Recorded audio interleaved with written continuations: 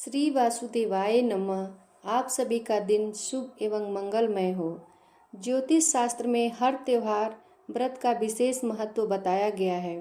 हर माह के दोनों पक्षों की एकादशी तिथि को भगवान विष्णु को समर्पित एकादशी का व्रत रखा जाता है। कार्तिक माह के कृष्ण पक्ष की एकादशी को रमा एकादशी के नाम से जाना जाता है।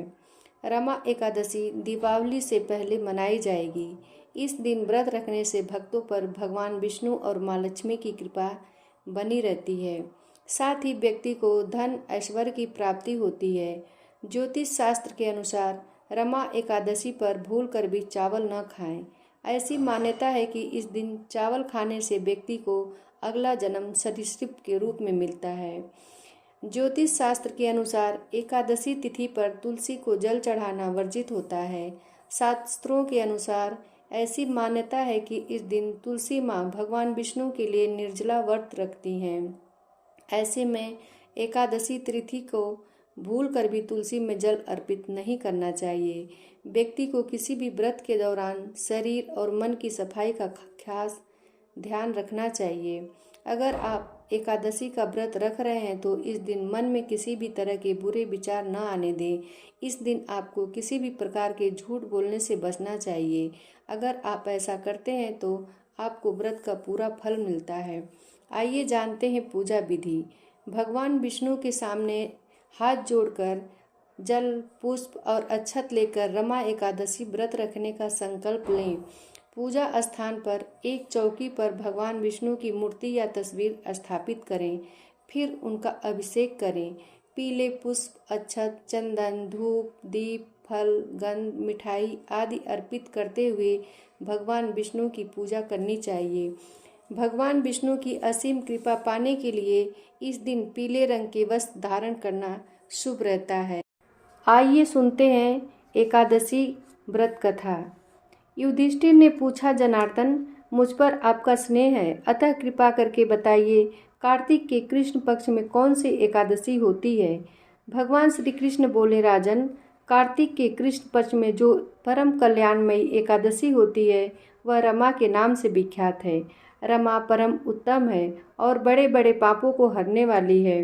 पूर्व काल में मुचुकुंद नाम से विख्यात एक राजा हो चुके हैं जो भगवान श्री विष्णु के भक्त और सत्य प्रतिज्ञ थे।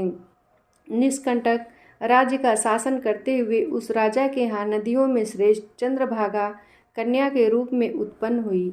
राजा ने चंद्रसेन कुमार शोभन के साथ उनका विवाह कर दिया। एक समय की बात है, शोभन अपने ससुर के घर आए। उनके यहाँ दशमी का दिन आने पर समूचे नगर में ढिढोरा पिटवाया जाता था कि एकादशी के दिन कोई भी भोजन न करे।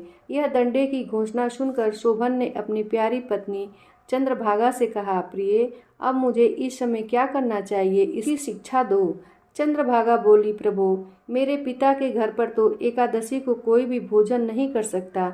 हाथी, घोड़े, हाथियों के बच्चे तथा अन्य पशु भी अन्न, घास तथा जलद का भी आहार नहीं करते।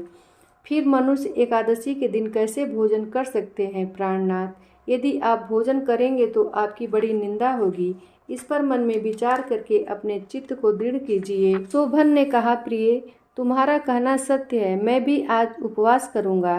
देव का जैसा विधान है वैसा ही होगा। भगवान श्री कृष्ण कहते हैं, इस प्रकार दृढ़ निश्चय करके शोभन के व्रत के नियम का पालन किया। क्षुधा से उसके शरीर में पीड़ा होने लगी, अतः वे बहुत दुखी हुए। भूख की चिंता में पड़े पड़े सूर्यास्त हो गया। रात्रि आई तो हरि पूजा परायण तथा जागरण में आसक्त वैष्णव मनुष्यों का हर्ष बढ़ाने वाली थी, परंतु वही रात्रि शोभन के लिए अत्यंत दुखदायिनी हुई। सूर्योदय होते ही प्राणा अंत हो गया। राजा मुचुकुंद ने राजोचित काष्ठों से शोभन का दाह संस्कार कराया।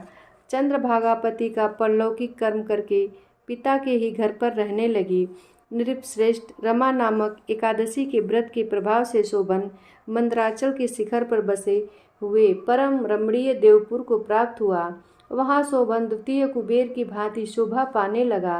राजा मुचुकुंद के नगर में सोम शर्मा नाम से विख्यात एक ब्राह्मण रहते थे।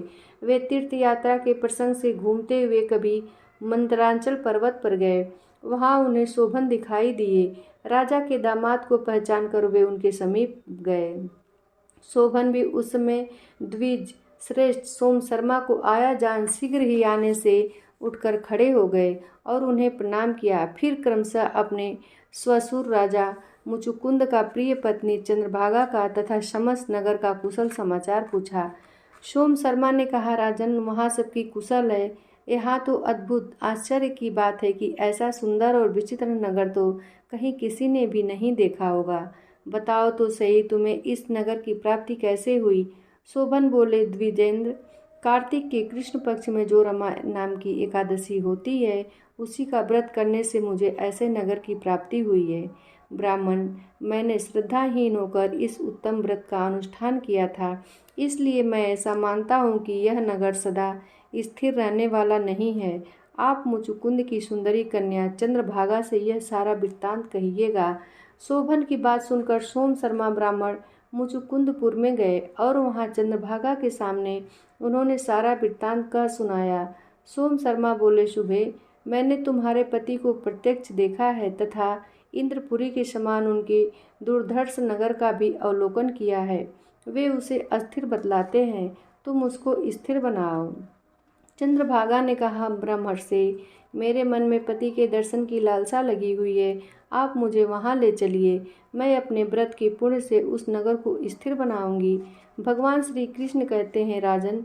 चंद्रभागा की बात सुनकर सोम शर्मा उसे साथ ले मंदरांचल पर्वत के निकट वामदेव मुनि के आश्रम पर गए। वहाँ ऋषि के मंत्र की शक्ति तथा एकादशी सेवन के प्रभाव से चंद्रभागा का शरीर दिव्य हो गया तथा उसने दिव्य गति प्राप्त कर ली। इसके बाद वह पति के समीप गई।